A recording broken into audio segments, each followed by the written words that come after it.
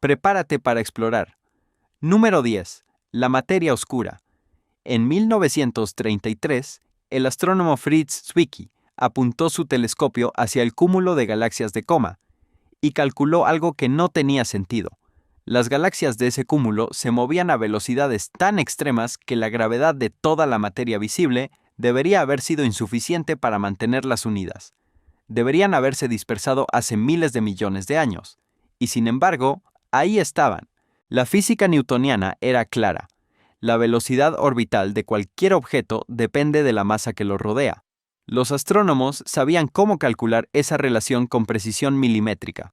Cuando Vera Rubin y Kent Ford estudiaron las curvas de rotación de docenas de galaxias en los años 70 desde la Carnegie Institution de Washington, esperaban confirmar los modelos establecidos. Lo que encontraron los desconcertó por completo. Las estrellas en los bordes de las galaxias se movían igual de rápido que las del centro, algo que viola directamente las leyes gravitacionales para cualquier distribución normal de masa.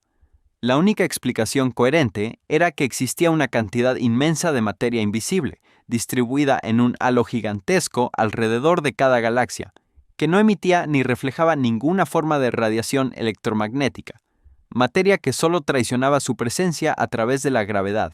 Los datos del satélite Planck, publicados en 2018, establecieron que esta materia oscura constituye aproximadamente el 27% del contenido total del universo. Experimentos de detección directa como el LEO-X en Dakota del Sur, Xenon 1T en el Gran Sasso italiano y Panda-X en China han buscado durante décadas las partículas candidatas más probables, entre ellas los WIMPs y los axiones, sin detectar ninguna señal concluyente. Después de 90 años, el componente mayoritario del universo sigue siendo completamente invisible a toda tecnología que hemos construido. No sabemos qué es, no sabemos de qué está hecho.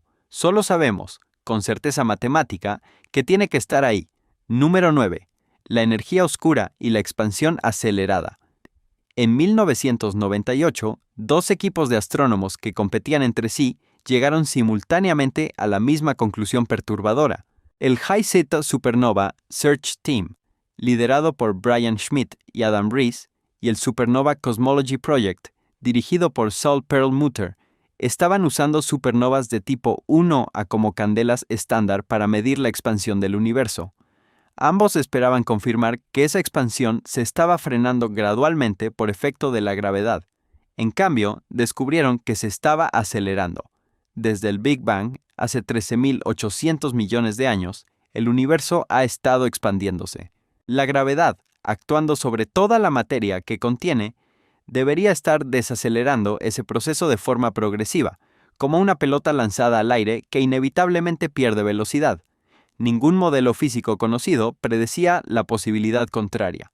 La aceleración requería la existencia de alguna forma de energía repulsiva distribuida por todo el espacio, algo que ningún laboratorio había medido jamás.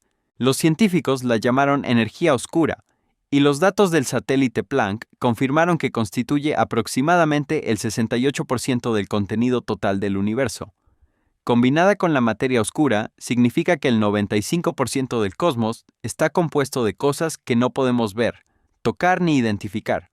La constante cosmológica que Einstein introdujo en 1917 y luego descartó avergonzado fue rehabilitada como el candidato matemático más plausible para describir este fenómeno. El problema más inquietante no es la existencia de la energía oscura, sino su magnitud. La mecánica cuántica predice que el vacío del espacio debería contener una densidad de energía aproximadamente 10 elevado a 120 veces mayor que la que observamos. Es la discrepancia más colosal entre una predicción teórica y una medición experimental en toda la historia de la ciencia. Perlmutter, Schmidt y Rees recibieron el Premio Nobel de Física en 2011 por un descubrimiento que, en lugar de responder preguntas sobre el destino del universo, reveló que el 68% de su contenido es algo que nadie comprende en absoluto. Número 8. La flecha del tiempo. Hay algo profundamente extraño en el tiempo, y los físicos lo saben desde la década de 1870. Ludwig Boltzmann, trabajando en Viena sobre la mecánica estadística del calor y la entropía, descubrió que las leyes fundamentales que gobiernan el comportamiento de las partículas son perfectamente simétricas en el tiempo. Funcionan de manera idéntica hacia adelante y hacia atrás, pero el universo claramente solo va en una dirección. Nadie ha visto nunca un huevo roto recomponerse espontáneamente. Este fenómeno tiene un nombre técnico, la flecha del tiempo. La segunda ley de la termodinámica lo codifica matemáticamente al establecer que la entropía de un sistema aislado siempre aumenta, que el desorden crece de forma espontánea y nunca disminuye por sí solo. Las tazas de café se enfrían, las moléculas de perfume se dispersan, las estrellas se apagan. Ninguno de estos procesos ocurre en sentido inverso de forma natural. El escándalo científico es que ninguna ecuación fundamental de la física justifica esta asimetría. La mecánica newtoniana, la relatividad especial, la mecánica cuántica, todas son reversibles en el tiempo. La violación de la simetría carga-paridad descubierta por James Cronin y Val Fitch en 1964, que les valió el premio Nobel en 1980, introduce una pequeñísima asimetría temporal en las partículas subatómicas, pero es completamente insuficiente para explicar la flecha macroscópica que experimentamos. Roger Penrose calculó que el estado de baja entropía con el que comenzó el universo en el Big Bang tiene una probabilidad de 1 entre 10 elevado a la potencia de 10 elevado a 123, un número tan gigantesco que no cabe en el universo observable. Sean Carroll, del Instituto de Tecnología de California, ha argumentado que la flecha del tiempo solo puede explicarse si nuestro universo es parte de un sistema más grande con una entropía aún menor. Pero ese sistema más grande también necesitaría explicación. El tiempo fluye porque el universo comenzó en un estado extraordinariamente improbable. ¿Por qué comenzó? Así es algo que ninguna física conocida puede responder, y cada segundo que pasa nos aleja más de ese instante inicial, sin acercarnos ni un paso a comprenderlo. Número 7. El colapso de la función de onda. En octubre de 1927, en el quinto Congreso Solvay de Bruselas, se reunieron los arquitectos de la mecánica cuántica, Bohr, Heisenberg, Pauli, Einstein y Schrödinger, entre otros. Habían construido la teoría más precisa de la historia de la ciencia, y no se ponían de acuerdo sobre qué significaba. Casi 100 años después, tampoco lo sabe nadie más. La mecánica cuántica describe el estado de cualquier sistema físico mediante una función de onda, cuya evolución está gobernada por la ecuación de Schrödinger de 1926. Mientras no se realiza ninguna medición, esa función de onda se expande y evoluciona suavemente, con la partícula existiendo en una superposición de todos sus posibles estados. Cuando alguien mide el sistema, la función de onda colapsa instantáneamente a un único resultado. Esta es la teoría que explica el comportamiento de los transistores en cada dispositivo electrónico del planeta. El problema, demostrado por John von Neumann en su análisis matemático de 1932, es que la ecuación de Schrödinger no describe ese colapso. La evolución cuántica ordinaria nunca produce colapso por sí sola. El acto de medición introduce algo en la física que la propia física no puede explicar. El experimento de elección retardada propuesto por John Wheeler en 1978 y verificado experimentalmente después demostró que la decisión de observar un fotón puede determinar retroactivamente lo que ese fotón hizo en el pasado. Existen actualmente más de una docena de interpretaciones formales de la mecánica cuántica: la interpretación de Copenhague, la de muchos mundos de Hugh Everett, la de variables ocultas de David Bohm, el cubismo, la teoría de decoherencia. Ninguna de ellas puede distinguirse experimentalmente de las demás. Todas predicen los mismos resultados. Todas describen la realidad de formas que se contradicen entre sí. La ecuación más precisa de toda la ciencia predice los resultados de los experimentos con 12 decimales de exactitud y no explica el proceso más fundamental que describe.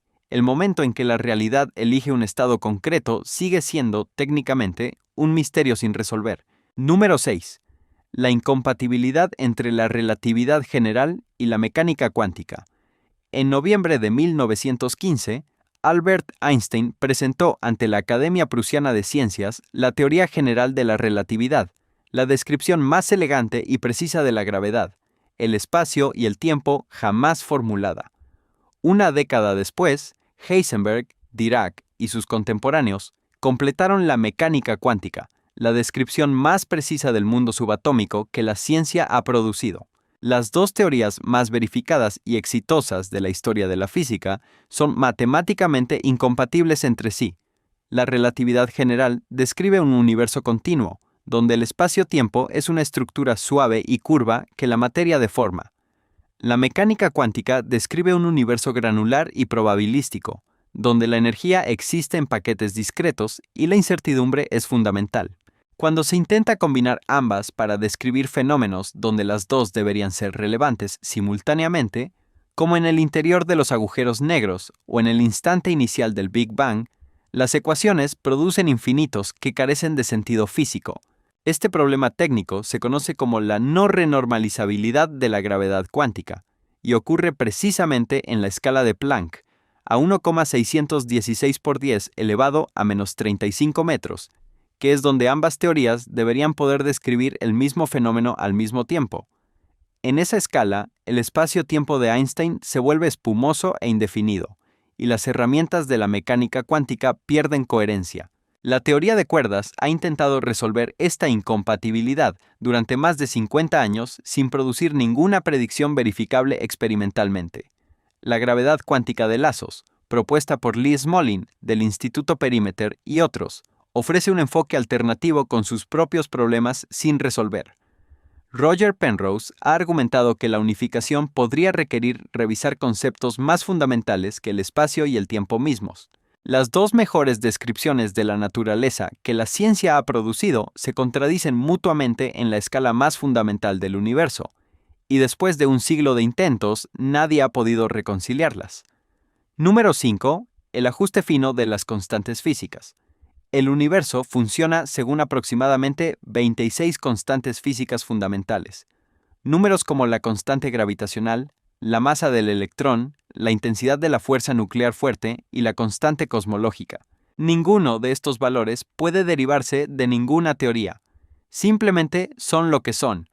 Y si cualquiera de ellos fuera apenas un poco diferente, el cosmos sería un lugar estéril donde los átomos, las estrellas y la vida serían imposibles. En 1953, el astrónomo Fred Hoyle predijo la existencia de un estado de energía específico en el núcleo del carbono 12, no porque lo hubiera medido, sino porque razonó que si ese estado no existiera, las estrellas no podrían producir carbono mediante fusión nuclear, y, en consecuencia, la vida basada en carbono no podría existir. Los físicos del Caltech verificaron experimentalmente su predicción. El universo estaba calibrado para que el carbono fuera posible. Si la fuerza nuclear fuerte fuera un 2% más intensa, el hidrógeno no podría existir. Si la constante cosmológica difiriera en una parte en 10 elevado a 120, las galaxias no se formarían. El filósofo Brandon Carter formalizó el problema en 1973 con el principio antrópico, observando que los valores de las constantes físicas parecen ajustados para permitir la existencia de observadores conscientes. Roger Penrose calculó que la probabilidad de que el Big Bang produjera el estado de baja entropía necesario para un universo habitable es 1 entre 10 elevado a la potencia de 10 elevado a 123, un número que tiene más dígitos que partículas hay en el universo observable. Las soluciones disponibles son igualmente perturbadoras. El multiverso de la teoría de cuerdas postula hasta 10 elevado a 500 universos con diferentes constantes, de los cuales habitamos estadísticamente el adecuado, pero ese multiverso es indemostrable por definición. Un diseñador deliberado plantea más preguntas de las que responde, y la posibilidad de que sea simplemente una coincidencia resulta matemáticamente absurda. El nivel de precisión coordinada en docenas de variables independientes no ocurre espontáneamente en la naturaleza. Ocurre en la ingeniería. Número 4. La asimetría materia-antimateria. El universo existe por un error. Esa es la única conclusión que permite la física. En el instante del Big Bang, hace 13.800 millones de años, las leyes de la física cuántica predicen que cantidades perfectamente iguales de materia y antimateria debieron crearse simultáneamente. Cuando materia y antimateria se encuentran, se aniquilan mutuamente en un destello de energía pura. Si el universo hubiera sido perfectamente simétrico, la aniquilación habría sido total. No quedaría ni un solo electrón, ni un protón, ni un átomo, solo luz. El hecho de que exista algo es evidencia directa de que la simetría se rompió. Los físicos calculan que por cada 1.000 millones de pares materia-antimateria creados en el Big Bang, hubo exactamente un barión extra de materia que sobrevivió a la aniquilación. Toda la materia del universo observable, cada estrella, cada planeta, cada molécula de cada ser vivo, es ese residuo de 1 en 1.000 millones. En 1964, James Cronin y Val Fitch descubrieron en el Laboratorio Nacional de Brookhaven que los mesones K se comportan de forma ligeramente diferente de sus antipartículas, una violación de la simetría carga-paridad que les valió el premio Nobel en 1980. Era la primera evidencia de que las leyes de la física no trataban la materia y la antimateria de forma idéntica, pero la magnitud de esa violación es completamente insuficiente para explicar la asimetría que observamos. El gran colisionador de hadrones del CERN y los experimentos Babar en el SLAC han medido diferencias entre materia y antimateria, en mesones B y otras partículas. Todas las asimetrías encontradas son aproximadamente 10.000 millones de veces demasiado pequeñas para explicar por qué el universo está hecho de materia.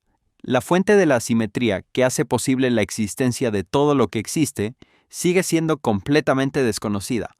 Somos, literalmente, el residuo de una imperfección cósmica cuya causa nadie ha identificado, y sin la cual no habría universo que explorar ni mente que se preguntara por qué. Número 3. El problema difícil de la conciencia. En 1995, el filósofo David Chalmers, de la Universidad de Arizona, publicó un artículo en el Journal of Consciousness Studies, que cambió la forma en que la ciencia aborda la mente. El título era Facing Up to the Problem of Consciousness, y su contribución central fue distinguir entre los problemas fáciles de la conciencia, como explicar la atención, la memoria o el ciclo sueño-vigilia, y el problema difícil. Los problemas fáciles son difíciles. El problema difícil es diferente en naturaleza. Los problemas fáciles son difíciles porque requieren explicar mecanismos, cómo el cerebro procesa información, cómo integra señales sensoriales, cómo genera comportamiento. Son preguntas sobre funciones. El problema difícil pregunta algo completamente distinto. ¿Por qué existe algo que es como ser tú? ¿Por qué los procesos físicos del cerebro producen experiencia subjetiva? ¿Por qué hay alguien dentro? Los neurocientíficos Francis Crick y Christoph Koch identificaron los correlatos neuronales de la conciencia, regiones y patrones de activación cerebral que se corresponden con estados conscientes. Giulio Tononi, de la Universidad de Wisconsin, propuso en 2004 la teoría de la información integrada, que intenta cuantificar la conciencia con una variable matemática llamada phi. Roger Penrose y Stuart Hameroff argumentaron en 1994 que la conciencia emerge de procesos cuánticos en los microtúbulos neuronales, en su teoría ORCH-OR. Ninguna de estas propuestas explica por qué cualquier proceso físico, independientemente de su complejidad, produce la cualidad subjetiva de la experiencia. Philip Goff, de la Universidad de Durham, defiende actualmente el panpsiquismo, la idea de que la experiencia subjetiva no es un producto emergente del cerebro, sino una propiedad fundamental de la materia presente en alguna forma desde el inicio del universo. Si Goff tiene razón, la conciencia no surgió de la evolución, siempre estuvo aquí. Llevamos 400 años estudiando el cerebro con instrumentos cada vez más sofisticados, y seguimos sin poder explicar por qué hay alguien dentro experimentando todo esto. Número 2. La paradoja de Fermi y el gran silencio. En el verano de 1950, durante un almuerzo en el Laboratorio Nacional de Los Álamos con Edward Teller, Emil Konopinski y Herbert York, el físico Enrico Fermi planteó una pregunta que interrumpió la conversación. Si el universo es tan antiguo y tan vasto, y si las condiciones para la vida parecen comunes, ¿dónde está todo el mundo? La pregunta tenía la fuerza de una demostración matemática, y nadie ha podido responderla. La Vía Láctea contiene entre 200.000 y 400.000 millones de estrellas. El universo observable contiene entre 200.000 millones y 2 billones de galaxias. La ecuación formulada por Frank Drake en la primera conferencia SETI de noviembre de 1961 sugiere que, bajo estimaciones conservadoras, deberían existir miles de civilizaciones tecnológicas solo en nuestra galaxia. El universo lleva siendo habitable unos 10.000 millones de años. Una civilización que nos aventajara apenas 1.000.000 de años habría tenido tiempo de colonizar toda la galaxia varias veces. El 15 de agosto de 1977, el astrónomo Jerry Ehman detectó con el radiotelescopio Big Ear de la Universidad Estatal de Ohio una señal de 72 segundos en la frecuencia de 1420 MHz, exactamente la frecuencia que los físicos habían predicho para comunicaciones interestelares. Era tan notable que Ehman escribió "wow" en el margen del printout. La señal nunca volvió a detectarse. El proyecto SETI, activo desde que Frank Drake apuntó el radiotelescopio de Green Bank hacia las estrellas en abril de 1960, no ha producido ninguna señal artificial verificada en más de 6 décadas de búsqueda. Cada solución propuesta a la paradoja resulta perturbadora en su propia forma. El gran filtro, formulado por Robin Hanson en 1998, sugiere que existe algún obstáculo casi insuperable en el camino hacia la civilización tecnológica avanzada. La pregunta más ominosa es si ese filtro está delante de nosotros o ya quedó atrás. La hipótesis del planeta raro propone que la Tierra es extraordinariamente improbable. La hipótesis de la oscuridad, inspirada en el trabajo del escritor chino Liu Cixin, sugiere que las civilizaciones avanzadas guardan silencio deliberadamente para sobrevivir. El silencio del universo no es una ausencia de datos, es el dato más significativo que tenemos, y cada explicación posible implica algo que debería hacernos reconsiderar nuestra posición en el cosmos. Número 1. El origen del universo. ¿Qué había antes del Big Bang? En 1927, el sacerdote belga y físico Georges Lemaitre, de la Universidad Católica de Lovaina, propuso que el universo se expande y que trazando esa expansión hacia atrás en el tiempo, todo el cosmos converge hacia un estado de densidad y temperatura infinitas. En 1965, Arno Penzias y Robert Wilson de Bell Labs detectaron por accidente la radiación de fondo cósmico de microondas mientras calibraban una antena en Holmdel, Nueva Jersey, el eco térmico de aquel instante inicial, lo cual les valió el premio Nobel en 1978. Teníamos la evidencia del momento en que todo comenzó, y entonces llegó la pregunta que esa evidencia hace inevitable. ¿Qué había antes? El teorema de singularidad demostrado por Stephen Hawking y Roger Penrose en 1970 establece que, bajo las condiciones de la relatividad general, el universo debió originarse en una singularidad, un punto donde la densidad, la temperatura y la curvatura del espacio-tiempo se vuelven infinitas, y las leyes de la física dejan de tener validez. En ese punto, la física no puede mirar hacia atrás, no porque los instrumentos sean insuficientes, sino porque las ecuaciones mismas colapsan. La singularidad no es un lugar del que carecemos de información. Es el límite matemático donde la física deja de existir como descripción. En 1983, James Hartley y Stephen Hawking propusieron el modelo de no frontera, en el que el tiempo adquiere propiedades espaciales en el origen del universo, de modo que la pregunta ¿qué había antes del Big Bang? Pierde sentido de la misma manera que la pregunta ¿qué hay al norte del Polo Norte? El tiempo simplemente no existía en el sentido en que lo conocemos. Roger Penrose propuso en 2010 la cosmología cíclica conforme, en la que el Big Bang es el comienzo de un eón dentro de una secuencia potencialmente infinita, y presentó evidencia provisional en forma de anillos concéntricos en la radiación de fondo que permanece altamente controvertida y no confirmada por análisis independientes. La mecánica cuántica ofrece otra posibilidad. El universo emergió de una fluctuación espontánea del vacío cuántico, un estado de energía mínima que experimenta perturbaciones cuánticas sin causa previa. Lawrence Krauss, de la Universidad Estatal de Arizona, desarrolló este argumento en detalle, pero enfrenta un obstáculo lógico que ninguna física ha podido superar. Ese vacío cuántico ya obedece leyes físicas. Tiene estructura, tiene propiedades. La pregunta de por qué existe el universo se convierte en la pregunta de por qué existen las leyes físicas, que se convierte en la pregunta de por qué existe algo en lugar de nada, que no es una pregunta física, sino la pregunta que precede a toda física posible. Cada respuesta que la ciencia ha propuesto al origen del universo requiere que algo ya exista antes, un vacío con propiedades, un universo padre, una geometría sin tiempo, una secuencia cíclica anterior. Ningún modelo escapa a esta regresión. Y la pregunta más fundamental de todas, ¿por qué hay algo en lugar de nada?, no puede responderse desde dentro del universo, porque cualquier respuesta formulada dentro del universo asume ya la existencia de algo. El universo tiene 13.800 millones de años y contiene, según los últimos catálogos, más de 2 billones de galaxias. Ha producido planetas, vida, cerebros capaces de formular ecuaciones de una precisión extraordinaria e instrumentos capaces de detectar ondas gravitacionales generadas por colisiones de agujeros negros a miles de millones de años luz.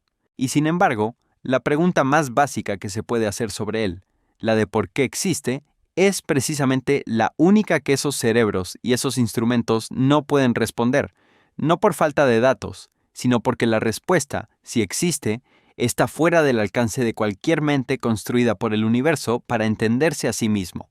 Si quieres ver más vídeos como este, haz clic en el vídeo que aparece en pantalla ahora mismo y asegúrate de suscribirte.